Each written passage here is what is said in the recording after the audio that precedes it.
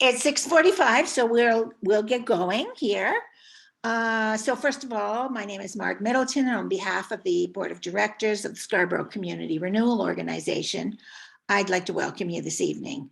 Our Scarborough is a speaker's presentation that was created by SCRO in the hopes that our audience would learn a little bit more about Scarborough or meet some people that they didn't know in Scarborough. And we've already been doing it for a year. It's hard to believe that we started in January, and we've certainly had some great presentations, and we're looking forward to the ones tonight.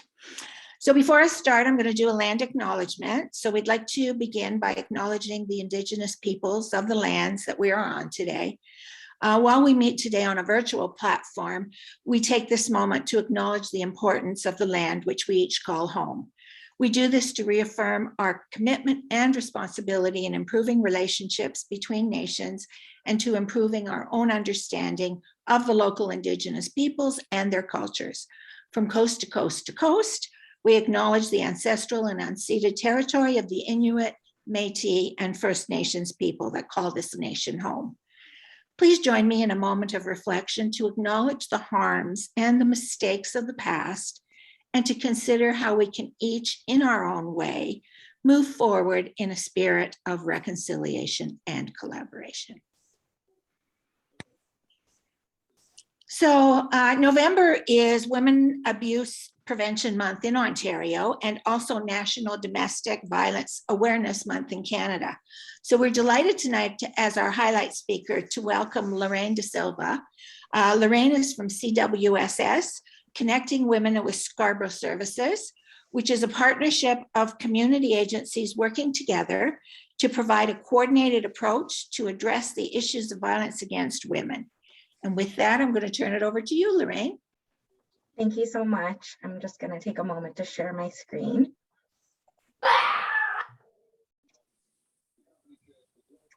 Okay. So thank you for that warm introduction. I'm so glad to be here this evening with all of you. As you mentioned, I work with Connecting Women with Scarborough Services, and I am the Intake and Outreach Coordinator. So tonight, I'm just going to go through a little bit of background around who we are and some of what we do so that you have a good understanding. In the chat box, I put in my email address, our website, and some of the links that are associated with today's presentation. That way, if there's anything that comes up, you can always reach out to me directly, and I'm happy to discuss it with you then. So, as was mentioned, this month is Women Abuse Prevention Month in Ontario and National Domestic Violence Awareness Month in Canada. And particularly on November 25th, it is the International Day for the Elimination of Violence Against Women. So I encourage everyone to wear purple on that day. And this entire month, there is a campaign around wearing purple or a purple scarf, if you do have it, to just increase awareness and really support the cause in terms of bringing about more awareness in the community.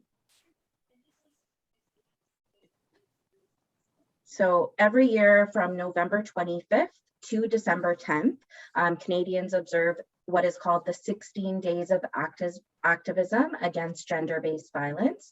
And it's really an opportunity to come together and renew our commitment to ending gender-based violence. And one of the days during that time is December 6th.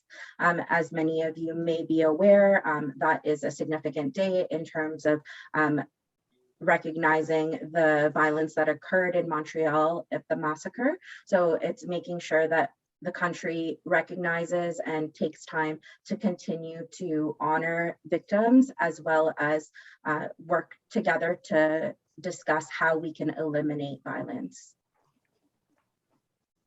So before going into a little bit about our organization specifically, I wanted to just give a background around what gender-based violence is. And it's sometimes interchangeably used with the term violence against women.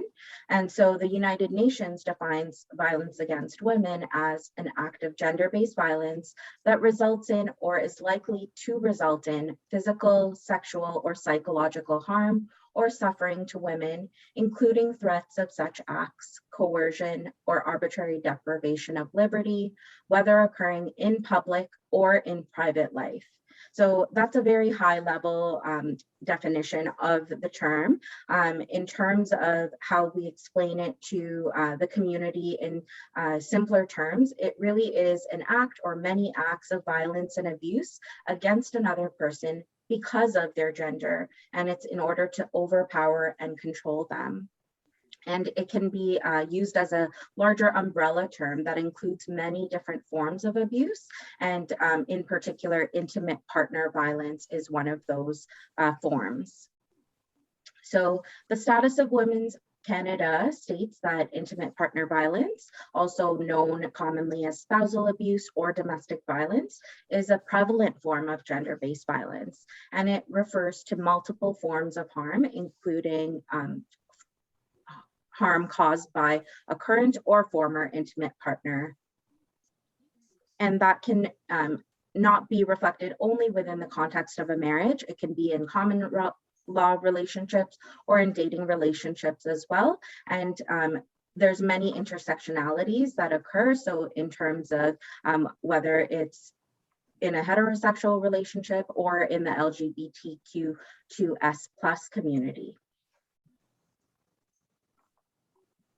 So some background about us. So we are funded by United Way, Canadian Women's Foundation, and the federal government. And as mentioned, we are an alliance of agencies working together to connect women and women-identified persons seeking gender-based violence services and who are unsure where to go. And what do we do? So we conduct rotating clinics across Scarborough community agencies. Of course, this was pre-pandemic when we were going in office, and we connect women to services within Scarborough and Toronto through a client-driven intake process, which I'll explain a little bit further along.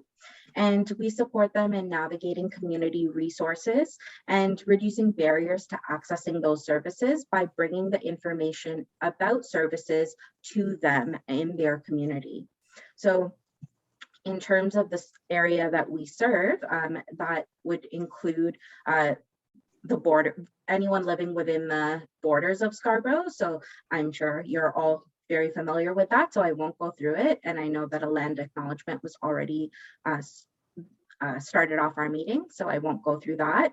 And in terms of our service capacity, we do offer services to people outside of our catchment. So in terms of connecting women with Scarborough services, we will never refuse service to a woman in need. If someone who is out of that area calls for support, then we would discuss and see if it's appropriate to have them connect with supports in Scarborough, because sometimes, for example, a woman may be living in Brampton and be looking to escape that situation that she's living in and looking to move to Scarborough because she has maybe family or friend support in Scarborough and wants to leave the abusive relationship that she's in Brampton. So in that case, of course, we would provide some supports and start setting up services. But if the case were that it was not possible for them to access services and they live in a more remote area and it's not appropriate for them to connect with services in our area, then we would find appropriate services that are more easily available and accessible to them.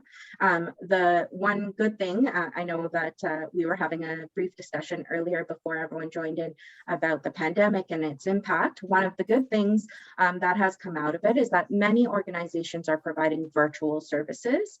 So with that, it's given clients the ability to access more services than they would have been able to before because of distances. So that's just one thing I wanted to make note of. So what is our goal?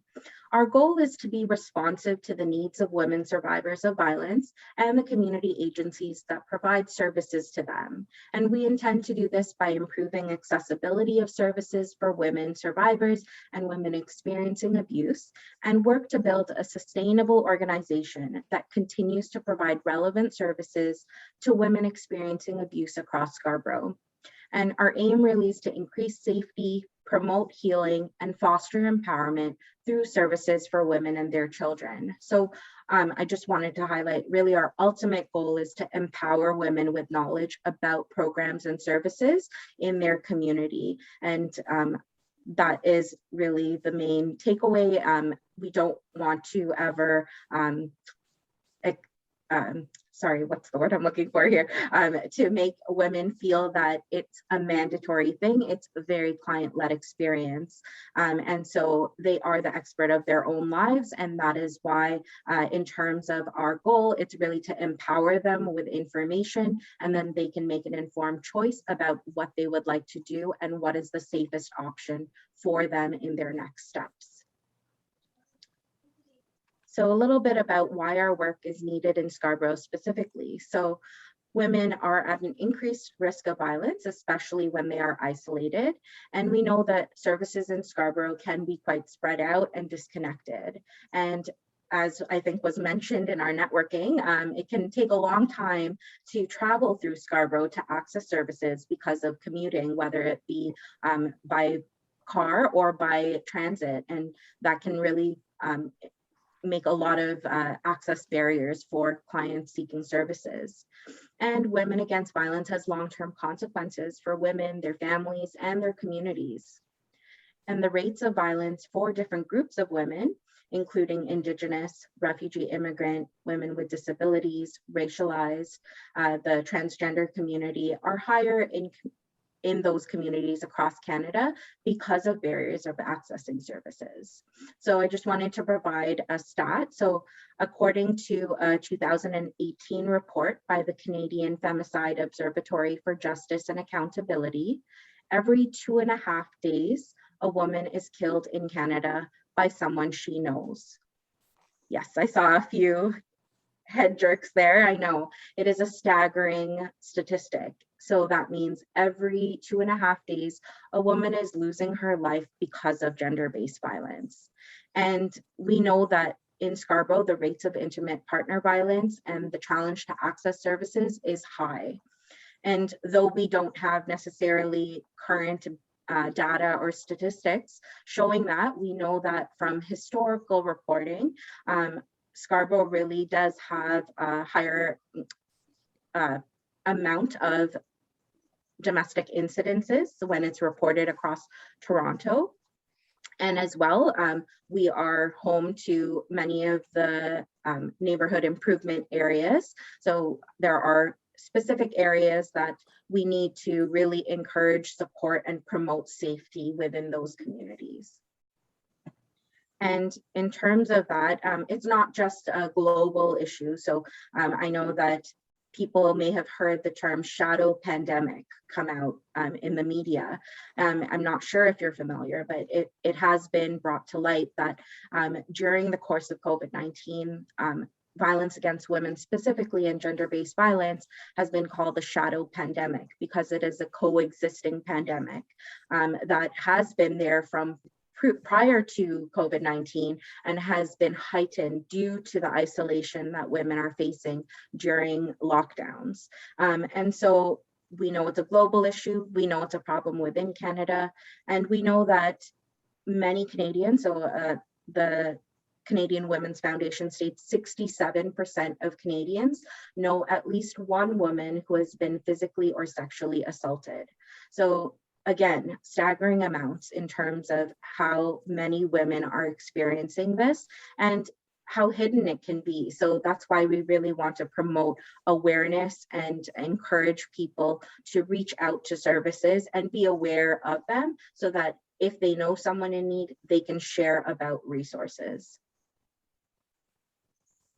So I had mentioned that we go to many clinics. So again, prior to the pandemic, we were going across different areas in Scarborough and operating from a clinic model. So what this means is there are similar organizations to ours in different areas of Ontario and as well across Canada and in the United States. And it's based on the Family Justice Center model, where services serving victims are coexisting. What we found in Scarborough is that we operate better when we go into community hubs such as East Scarborough Storefront, the Bay Mills Hub operated through AXA, and the Dorset Park Hub operated through AXA.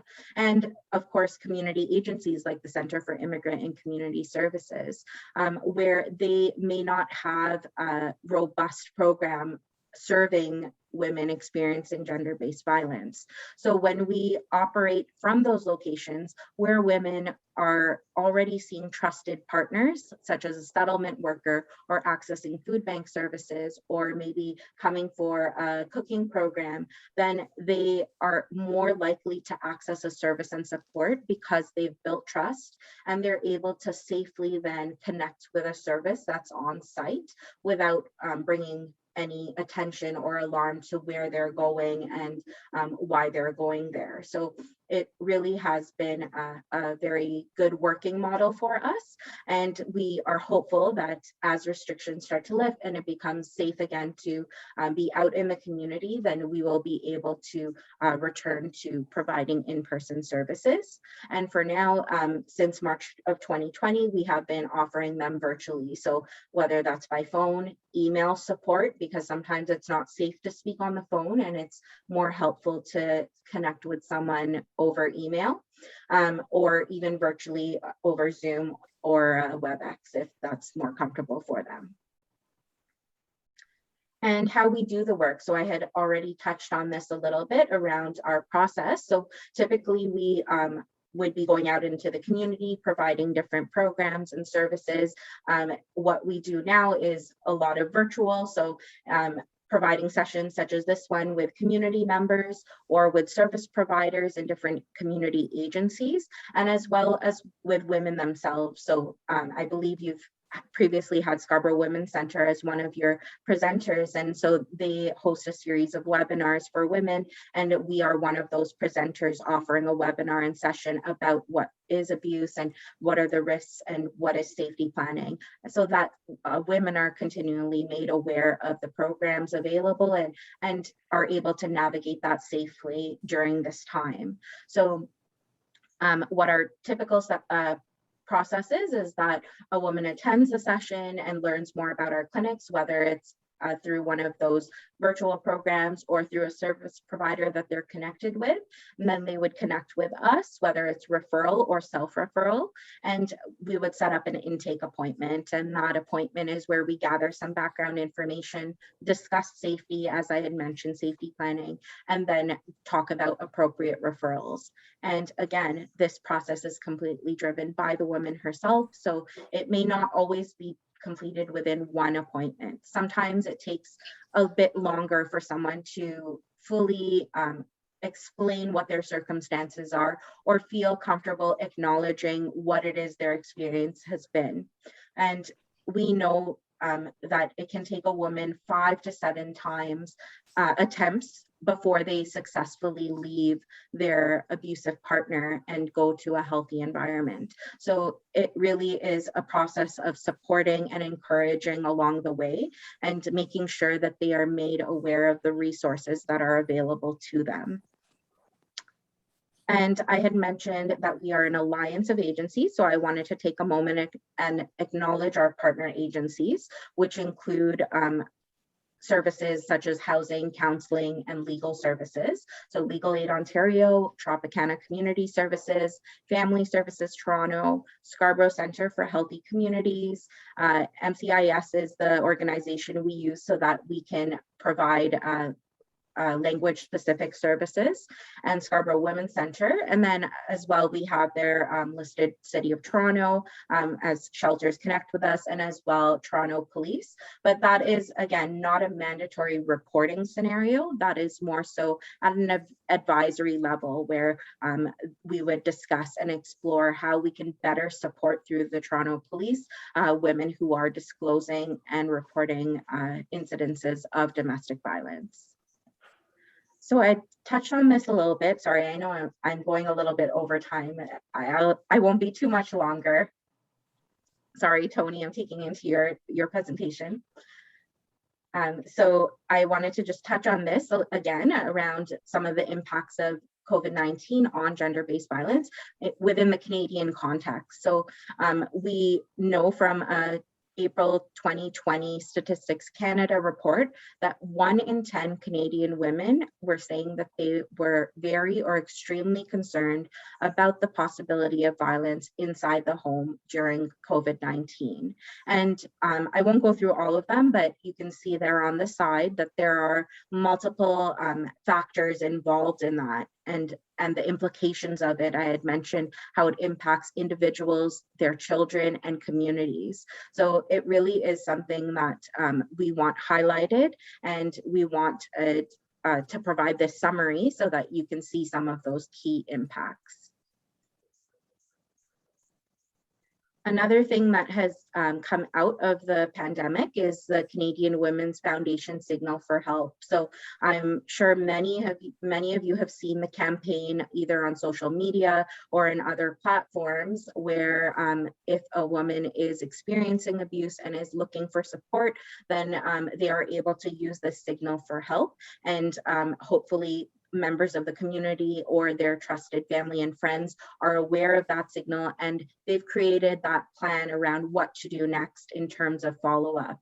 And so this is really a measure that's come out of the pandemic because of the isolation that women were experiencing. So if they were on a video call with a family or friend, then they would be able to discreetly do this signal and then ask for help and support in return. And most recently, I think it was in the States, in Kentucky, there was or North Carolina, there was a incident where an underage girl was kidnapped and she was seeking help. So she did that signal because she had seen it on a social media platform. And then she was able to be supported and assisted and removed from that scenario. So I had provided a link in the chat box to the CBC article referencing that, so you can take a look as well and see how something as simple as a hand signal can really go a long way. So every little bit counts in terms of supporting women and children in our communities. So I wanted to just provide our information as well. So in case you know of someone, or if you think this would be a good presentation for any organization or other community, please do contact us. And we're happy to help. My direct email address is in the chat box, but this is also, this email is also monitored by me, as well as the contact number.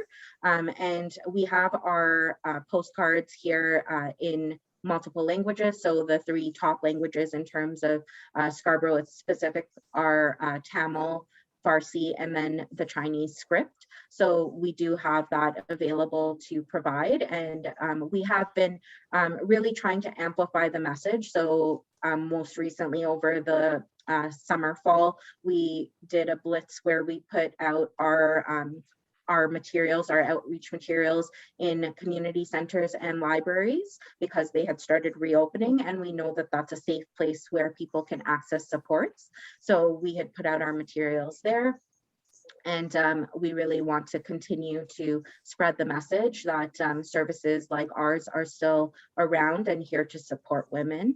And lastly, I wanted to just give a few different resources in case anyone wanted to make note of it. I can also provide this to Mark afterwards in case you wanted to share it with the group so that they have that for reference as well.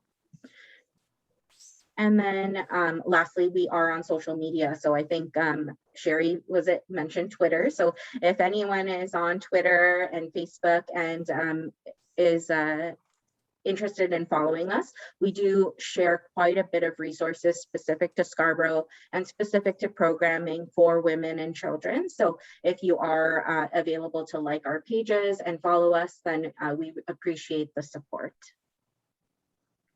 And that is it. Thank you so much for your time.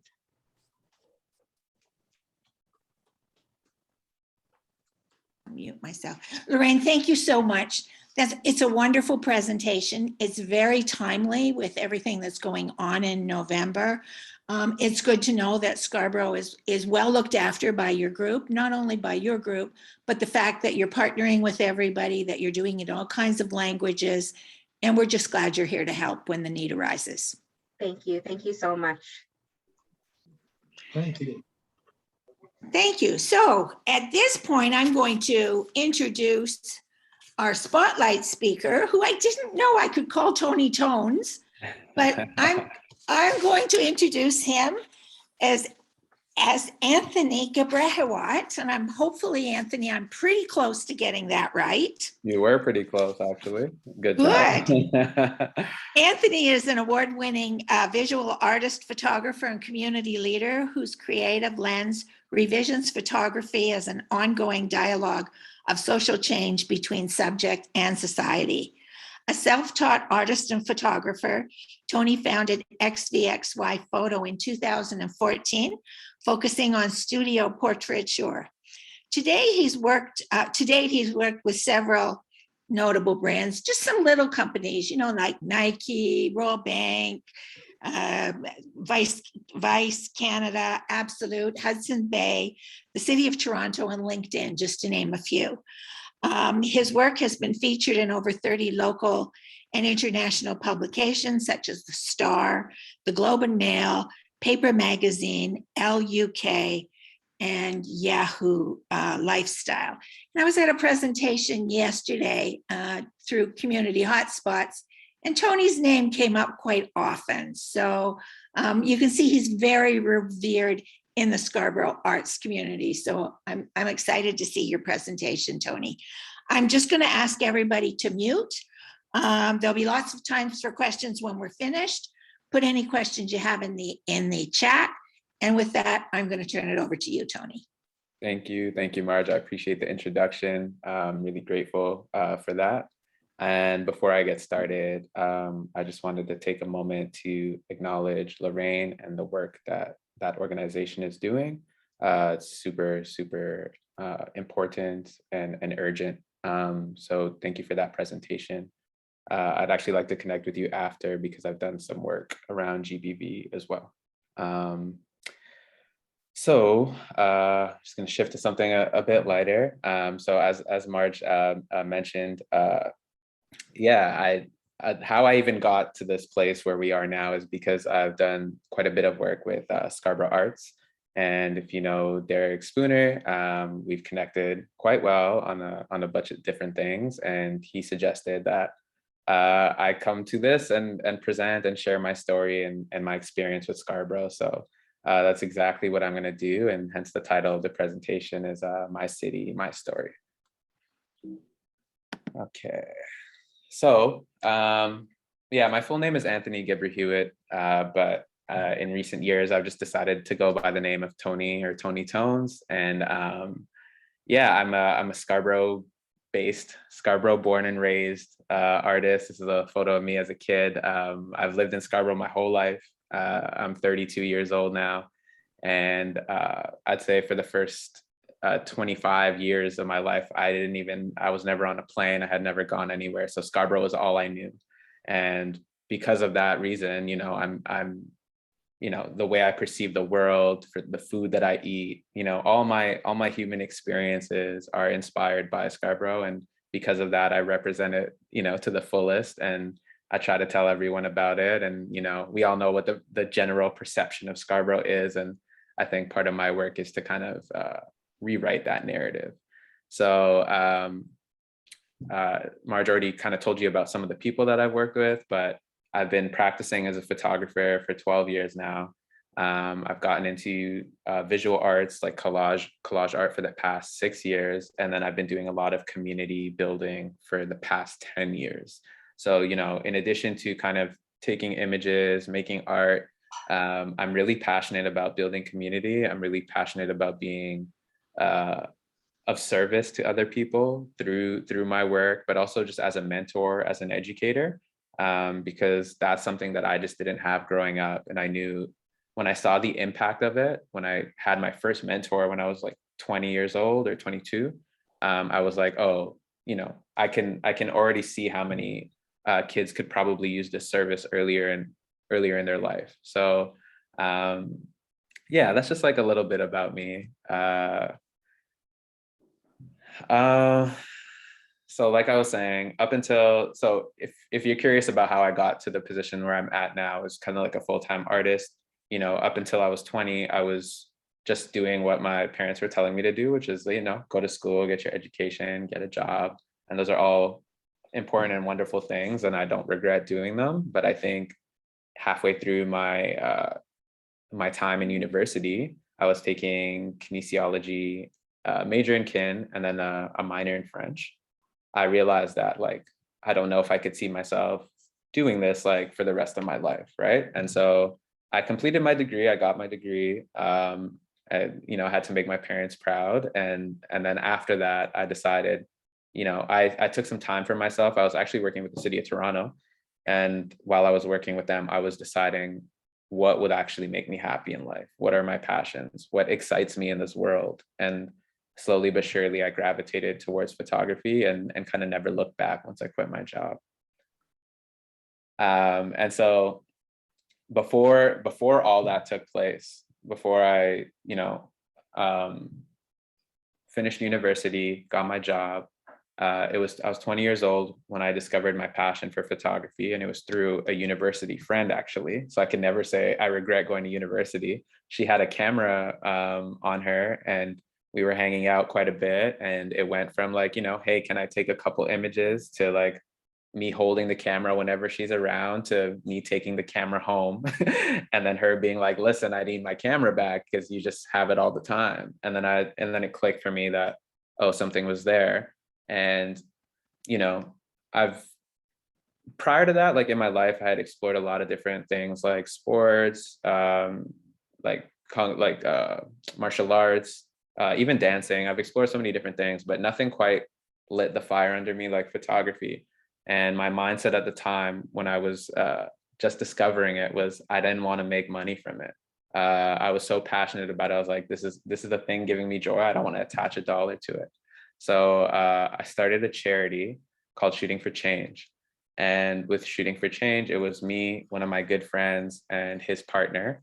And basically what we were doing was we were in Scarborough doing these really cheap photo shoots, like for $30 to $60. And then we were taking 100% of the proceeds and using that to feed the less fortunate. Like we would just go downtown to where, where there were more homeless people just on the streets, and we were giving them food. When it was cold, we were giving them gloves, toques, whatever we could donate to kind of just make their lives a little bit easier. And we did that for a good 3 years before it got a little more challenging to maintain due to life circumstances. And it was a really beautiful and pivotal time for so many different reasons. We were just helping so many people, and we didn't have to attach any sort of like policies or systems to it. It was literally just like coming out the goodness of our hearts, and no one had a problem with it. So that was really great.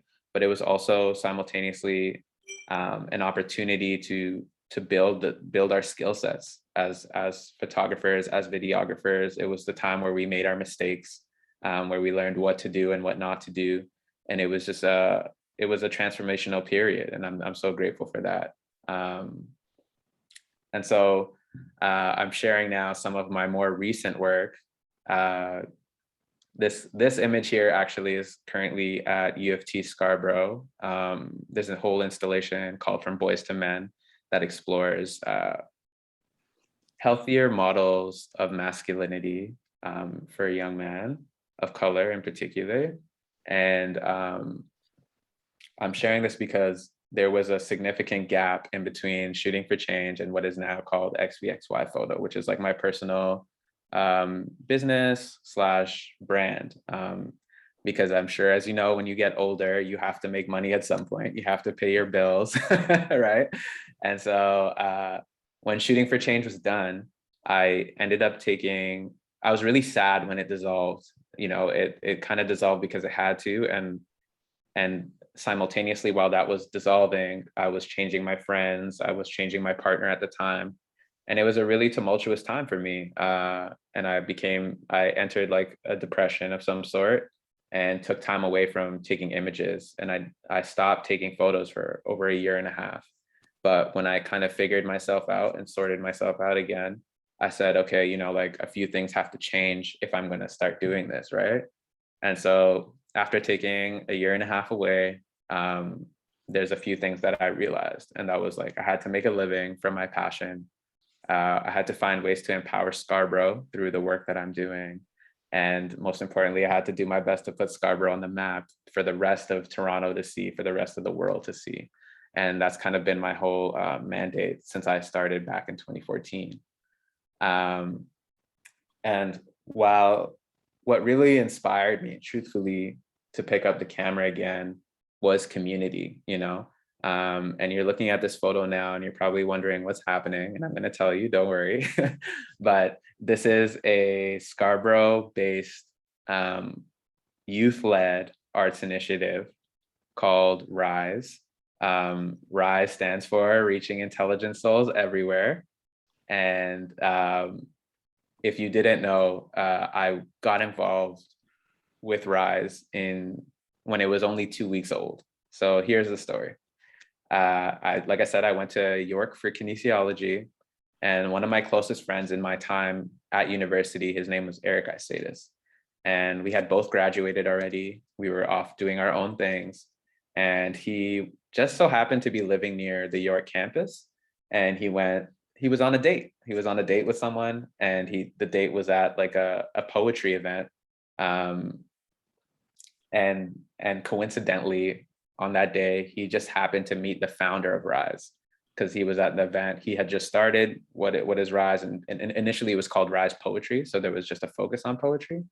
And they connected, and Eric said, hey man, like I actually have a friend in Scarborough that I think you should meet, talking about me. And so when the event was over, he called me and he's like, I met this really cool guy, you know, you should go check out what they're doing. It's in Scarborough. Like, what do you have to lose? And I was like, okay. And, you know, at the time, because I was like also just re-evaluating who my friends are, I didn't have anyone to go with. And I had never gone anywhere by myself, but prior to that, but something told me just to go. And when I did go, I remember specifically, I got off the bus and it was in Malvern at the time. And Randall Ajay, who's the founder of RISE, was literally just waiting for me at the bus stop to like walk me into the space. And I was just like, wow, this is like I don't even know you. Why are you doing this for me, right? I was like really moved by it.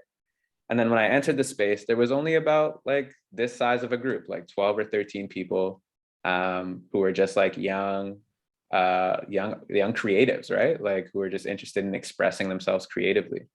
And from the moment I sat down, I was like, this is it. This is my family. This is like my community. You know, I instantly felt connected to everything that was happening in the space.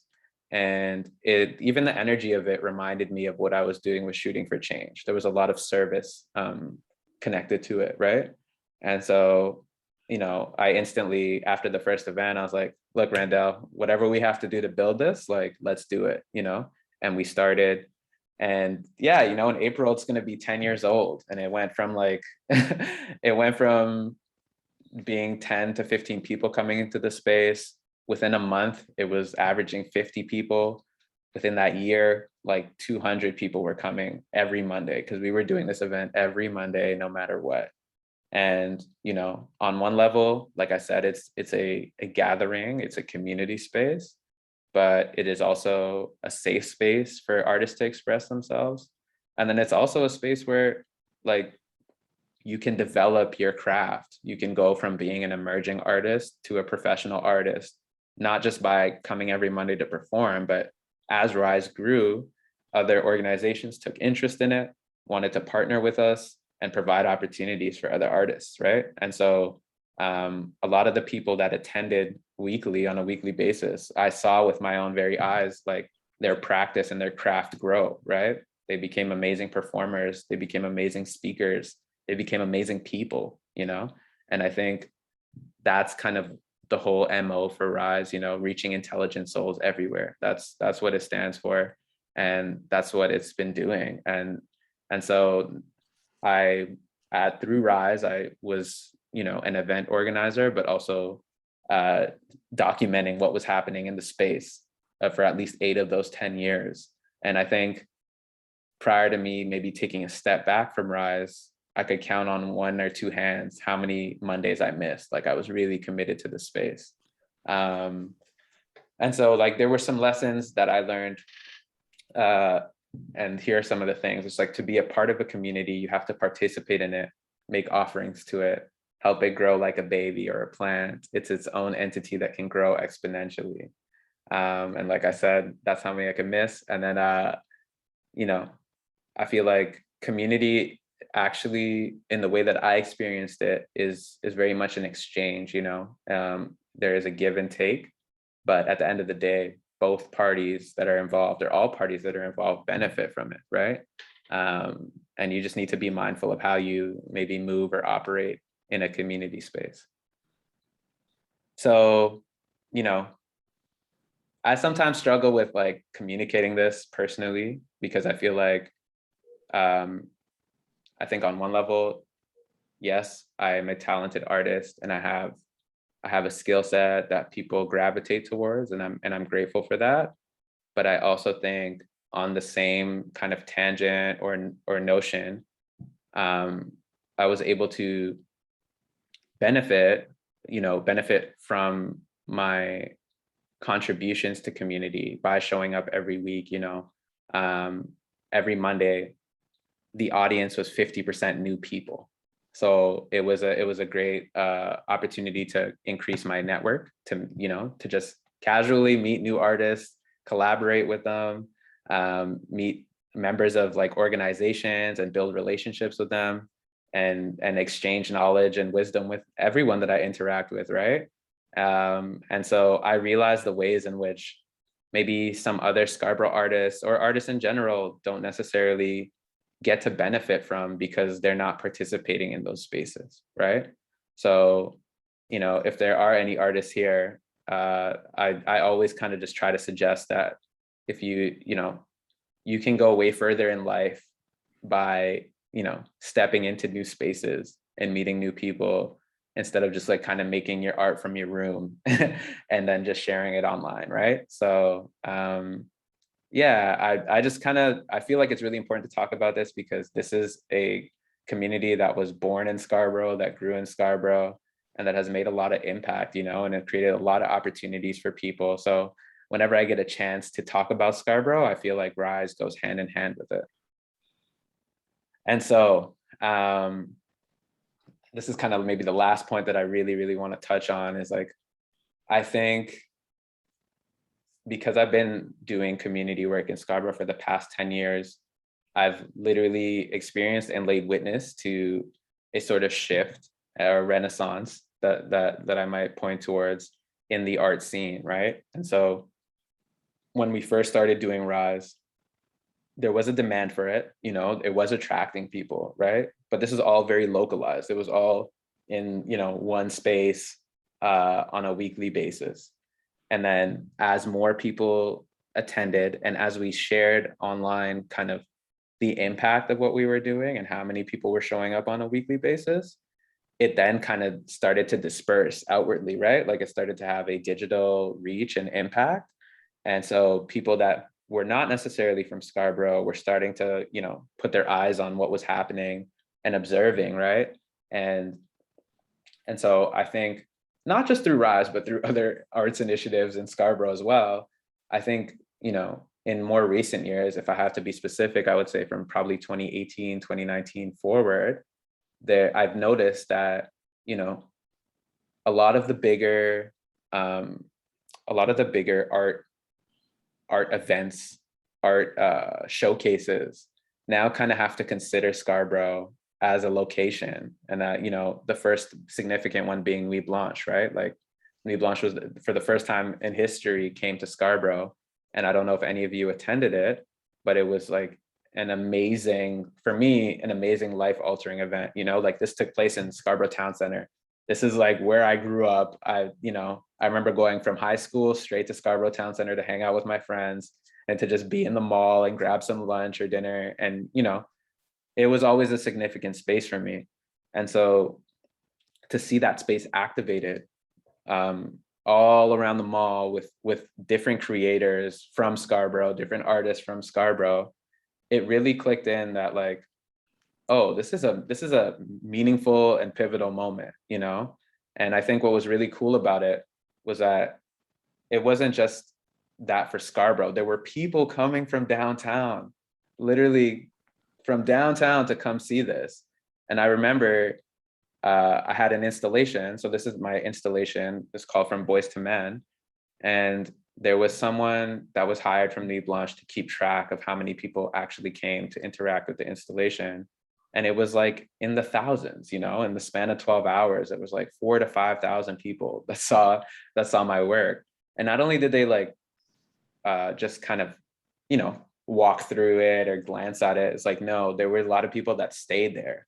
And then we're having conversations with the people that they attended with, right? And then on top of that, what really blew my mind was that people from all walks of life were talking to me about their experiences with masculinity, right? So like from little kids to seniors of all races, all ethnicities, it didn't matter how we looked. We all felt the same way about what we were talking about. And I think to this day, that might be the most powerful public art experience that I've had so far.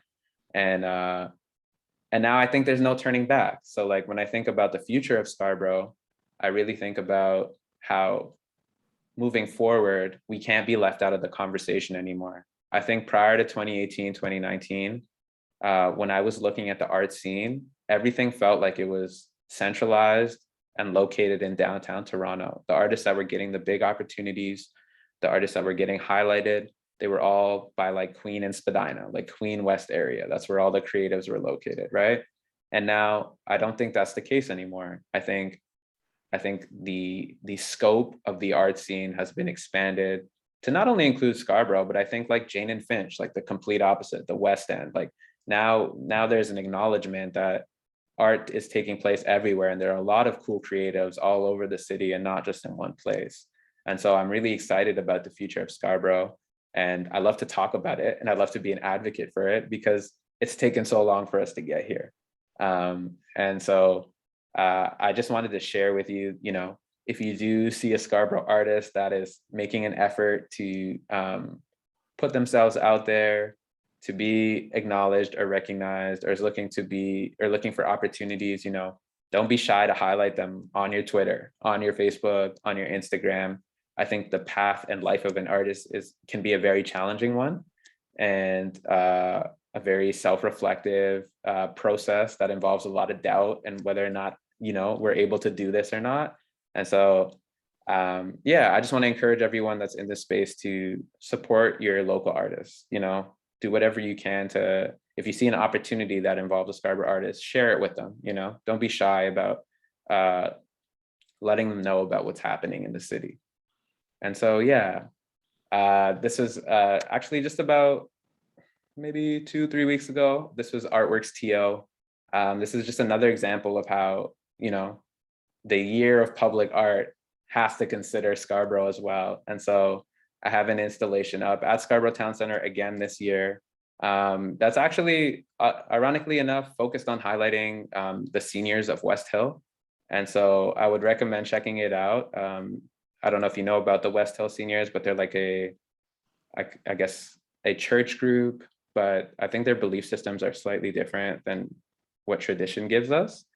And I got the opportunity to, you know, visit each of their homes in their backyards, not inside because of COVID, but I got to spend time around their homes, I should say, and really get an idea of what's important to them, what they believe in, and kind of how they have impacted the world over the course of their lives.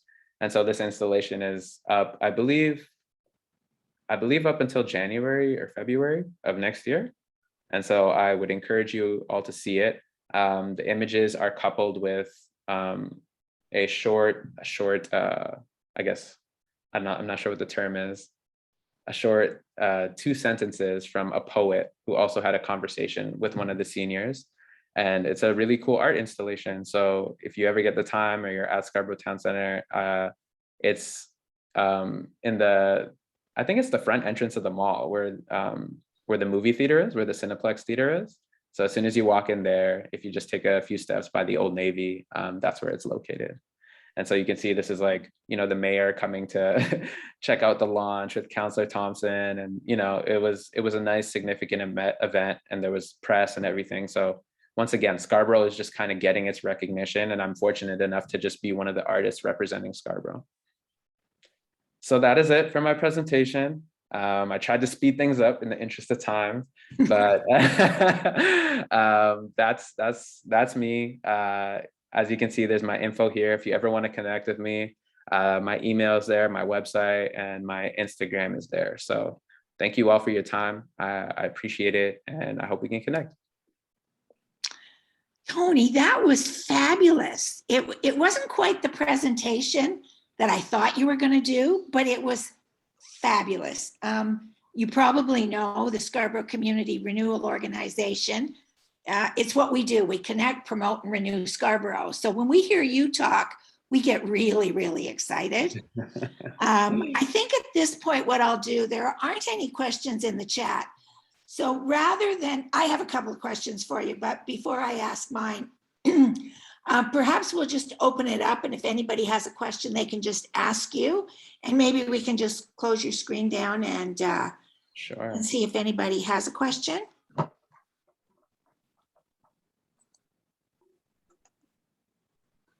No questions? Well, I Thank have a you, question. Leah. When I knew Sherry was going to ask a question. I think Leah has a question as well. Leah does too. Mhm. okay, when you say there's an exhibition at Scarborough Town Center now of Yeah. your work? Yeah. Now, is that where you said it's at the entrance number 2 or whatever, that's the sort of food court Cineplex entrance? Yes. Upstairs, That's- Sherry. Yeah, I Is that the saw it one when with we the had poetry? Scarborough Day, when I walked in to go to the. Yeah, luncheon is with that the one with the That's- poetry? Yeah. Yes. Yeah. Yes. Exactly. I saw it. It's beautiful. It's Yes. wonderful. Oh, thank I mean, you. I appreciate I was that. so moved to tears. Oh, wow. Yeah. Thank you. I really appreciate that. I'm glad you That's got great. to see it and experience it. And Mark told me that she's been in meetings where they're calling Scarborough Starborough. So, Yeah. I love it. I love it. Yeah. right, Mark? You bet. We're You gonna bet. promote the hell out of that. You know, Yeah. yeah. And Nuit Blanche was the first Nuit Blanche was where I met Randall Wow. Okay. That's after perfect. he screened his film Rise. Mhm. Yeah, And I was- exactly. That was happening was- simultaneously. Standing room only, and it was more Mhm. than one showing, and it was life-changing. It was Wow. wonderful. Wow. I spoke to him afterwards. Mhm. You know, this fat old white woman walks up to him, who's definitely not cool. And he Wow. was utterly lovely and welcoming, and I could have spoken to him for hours. Yeah. So yeah, like even fun fact, like that's like one of my closest friends now, like we're literally best friends. So Yeah. it's amazing how life can play out sometimes. Yeah, we've Yep. been delighted to have him at North Scarborough as well. Actually, Ah. the day that he got, not sure what the word is, anyway, the day that he became our poet laureate, right? Yes. The Yes. first in announcement for Ontario. Morning. Yeah. Yes. Yes. So Leah, you had a question? Yeah, actually, I'm more of a comment. Thank you very much. That was fantastic, both the presentations. I'm a resident of Woburn and also a community advocate and volunteer.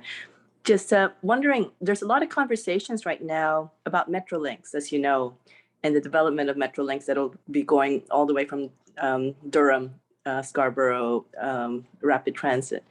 Was wondering if the artists of Scarborough have been part of the conversation to make sure that there's some art that actually is maybe embedded into those buildings. Now that, I've been, as I said, in several conversations, but I've never heard of anything yet spoken about that. And maybe there should be something of that put into it, whether it is in the new stations that are being built or in the different areas that will highlight the Scarborough artists. That's a great question, Leah. And the direct answer is no, I haven't been involved in those conversations, but What I will say is that literally as of tomorrow, Yeah. we do have a photo installation that's being activated at Kennedy RT Station and Scarborough Yes. Town Center RT Station called Intersections. Mhm. And that's a project that I led with Scarborough Arts.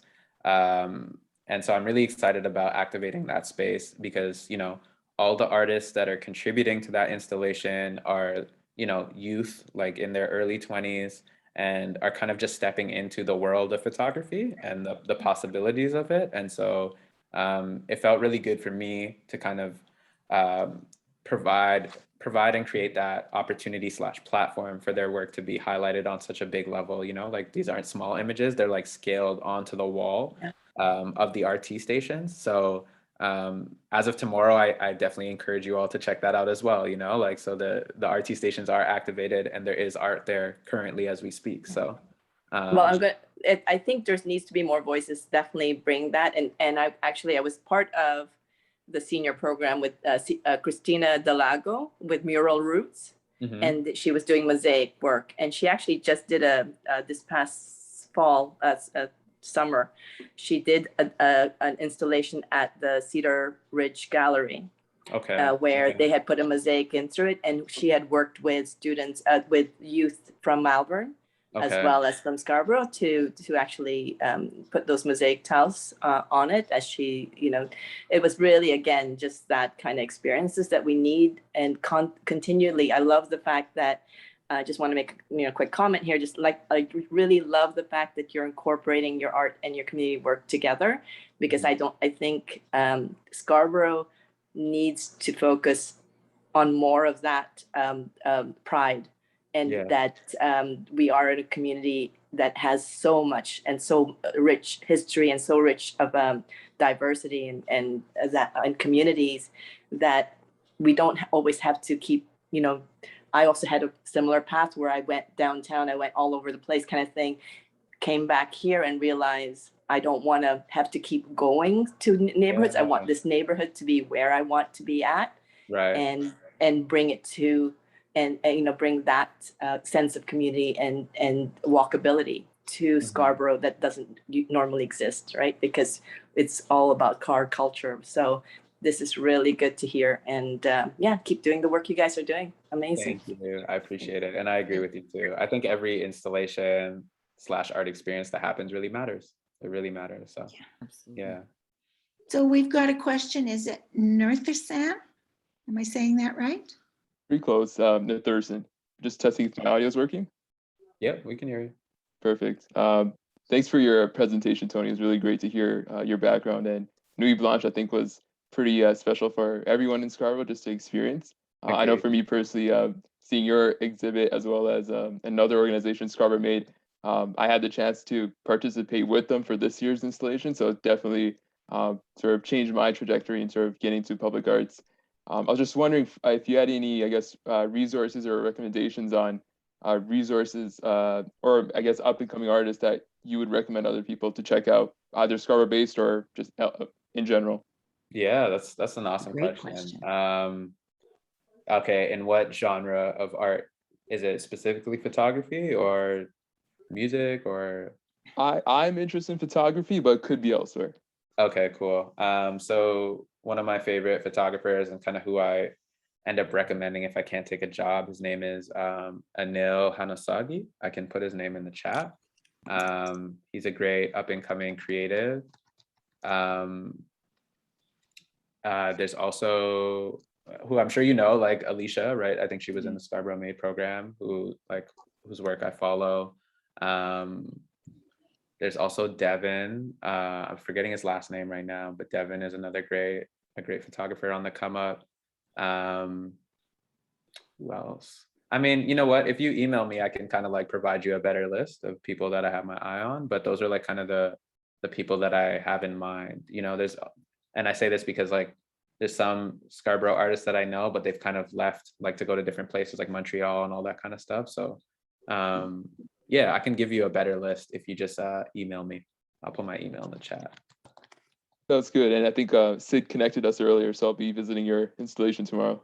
Amazing, amazing. So we can talk tomorrow then. That's Perfect. Sounds good. Thank you. Awesome. Thanks for attending. Did you say So, you were going to do another one? Another installation? Yeah, that's the one I was just talking about. That's at Kennedy Station and Scarborough Town Center Station. But I'm more so curating that for younger artists that are on the come up. And that will run from what time to what time? So November 12th, tomorrow, up until January 12th. Okay, thank you. Yeah, so it's up for 2 months. Good. Yeah. Okay, I don't see any questions, so maybe I can ask a couple of questions. So my first question, you already kind of addressed it. I know that you did the intersections project. That was a community hotspots. And can you tell us a little bit about that? Yeah, for sure. Okay, so I'll give you even a little background because like I've been involved with the cultural hotspot since 2014. And my first kind of active engagement was as a participant through a program called We Are Lawrence Avenue. I don't know if you ever heard about that or remember that, but in Scarborough, I lived for most of my life at Victoria Park in Lawrence. And so this whole project was dedicated to highlighting local businesses, restaurants, and just people on Lawrence Avenue that have just done great things and don't get the attention or recognition that they deserve, right? And it was really awesome because the photo mentors at the time were two people that I really looked up to, like even prior to them being a part of the program, and their names were Che Katari and Jelani Morgan. And so when I saw that they were the mentors for the program, I was like, oh, this is a no-brainer. I got to be a part of this, right? And I think, Nathurshan, am I saying it right? Yep, Nathurshan, sorry. Nathurshan, Sid and I were in that program together as participants. And that's how we got to know each other in Oh, no way. 2014.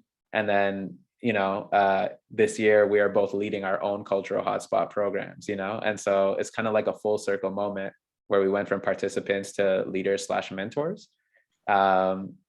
And so intersection. So I've also done a signature hotspot project back in 2017 in Malvern, and it was a great experience and I learned a lot from it. But I think when I decided to do it again, I was like, how can I make this different? How can I make this like a new experience instead of just teaching the skills around photography? Like, what else can I bring to the table? And so intersections, the idea behind it was it's not just meant to be a traditional photography workshop series. It was actually supposed to be that plus a platform for like deep introspection and understanding your identity in relation to your geography. So like who you are as a person in Scarborough and how you relate to the world around you or outside of you. And so each session, we'd have food obviously, and we'd enjoy it and share a meal together, which was important. We would focus on the technical skills, but we would also just have a lot of conversations around identity and what's important to us and what kind of stories we want to tell, because I realized, over the course of like my career that not to say almost anyone can take a great photo, but a lot of people can take great images. But I think what makes a difference is the stories behind those images and how you're telling those stories, right? And so I take a lot of care and even pride in my storytelling ability. And that's a skill that I really wanted to transfer to the participants, And so I think it was a unique program where, we had a lot of really intimate and private conversations and skills were learned, and they were challenged to create work outside of the program, And so they had to carve out time to think about the stories that they wanted to tell, but also source the people that they wanted to work with, make the work, and then have it ready in time for installation. And all of that was, in the span of 10 weeks, and everyone managed to do it, everyone that participated in the program did it. And so I'm excited to celebrate with them tomorrow because it was a challenge, it was not an easy thing to do, but everybody showed up to the table. Everybody came every week. And, like we're like a little community. We're our own little photo family now, So it was a fantastic program, and I'm just excited for everyone to see it and experience it. So part 2 of this question is something I was going to talk to Derek about, and I was actually going to talk to Dwayne too. I noticed Dwayne Morgan was in the picture. You must know Dwayne, right? Because he was in the picture. I saw him yesterday. Yeah. So SCRO now has management of the Scarborough Walk of Fame, and we need to, the Scarborough Walk of Fame is at the Scarborough Town Center, and people do go there, 20 million people a year, but there's still a lot of people in Scarborough that don't even know it's there or know who those wonderful people from Scarborough that we recognize. Mhm. And so when they were talking about the signature project for community hotspots, Mhm. I thought, I'm no artist. I'm no artist at all. I just have ideas and I'm pretty good at executing them. I'm pretty good at finding people to do them. Mhm. I thought, is there a way that the Walk of Fame could partner with artists to come up with some kind of a project for community hotspots at Golden Mile, the one they're doing this year? I think absolutely. I think that's a great idea. I don't see why not. I think it's just about having a conversation with the folks at the hotspot, right? Like, I think Is that's, that who you think I should start with? Is yeah, that, yeah. absolutely. If you want, I can even connect you via email, because it's an annual, they do it annually, right? Like they have. Yeah, I went to their meeting, so I know Right. that there's 20,000 for this and there's 7,500 for this. And I thought, Yeah. but I need the artists. I mean, I can, and I thought, I think there's something here. And I was going to call Derek, but since you're here tonight, I thought, Yeah. oh, I should ask you. So, Yeah. so you'd recommend that I talk to the hotspots people first or to Yeah. Derek and then go Uh, from there? I'd say talk to them both, you know, I'd say have a separate email conversation with them both and then kind of Okay. go from there and see what's possible. Okay. But Nafal is the person that you'd want to connect with from the hotspot, I believe. I'm sorry, the name? I can connect you via email. Okay, that would be great. Yeah. That would be great. Okay. Yeah. All right. Thank you. And No problem. now, I'll just ask, is 7:51. Are there any more questions? Okay, Tony, I can't tell you how impressed I am with what you've done. Your shooting for change, the work you did there, what you're doing now for art in Scarborough, you're making a difference. When you talk about community, I'll follow you anywhere. I love community. I try to be involved as much as I can. I try to make a difference wherever I can. Sounds like you're the same way. Love to stay connected with you, to say, you know, Mark, how can you help me? I'm a pretty good fundraiser. I'm not too bad at that. So there may be opportunities, but I just want to thank you so much for coming tonight. I think everybody really, really enjoyed your presentation. Thank you. And I Thank think you for having me. SCRO should stay in touch with you because Yeah, I think we should. There might be some opportunities there.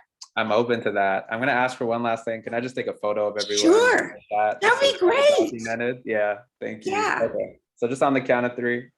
1, 2, 3. Awesome. Thank you. I appreciate it. Terrific, terrific. Thank you. So to our audience, I want to thank you all for coming. You know, I know a lot of people are suffering from Zoom fatigue, but we're really glad you made the effort to be here. And I'm sure after hearing Tony and Lorraine, you're probably glad you made the effort as well. Please check us out at scro.ca and consider becoming a member. We'd love your support going forward. December 2nd will be our last Our Scarborough for this year. And we'll be featuring the Robbie soccer people who have engaged community, put Scarborough on the international soccer stage, and have raised almost $2 million for CF. We're also happy to welcome back author Barbara Dixon, who will give us more details. She did a little snippet for us earlier this year, more details about the book, The Bomb Girls, and what contributions the Bomb Girls made in Scarborough during the war. And with that, I'll ask you to share that with your networks. And I hope you'll join us December 2nd. And with that, I'll say good night and thanks for coming.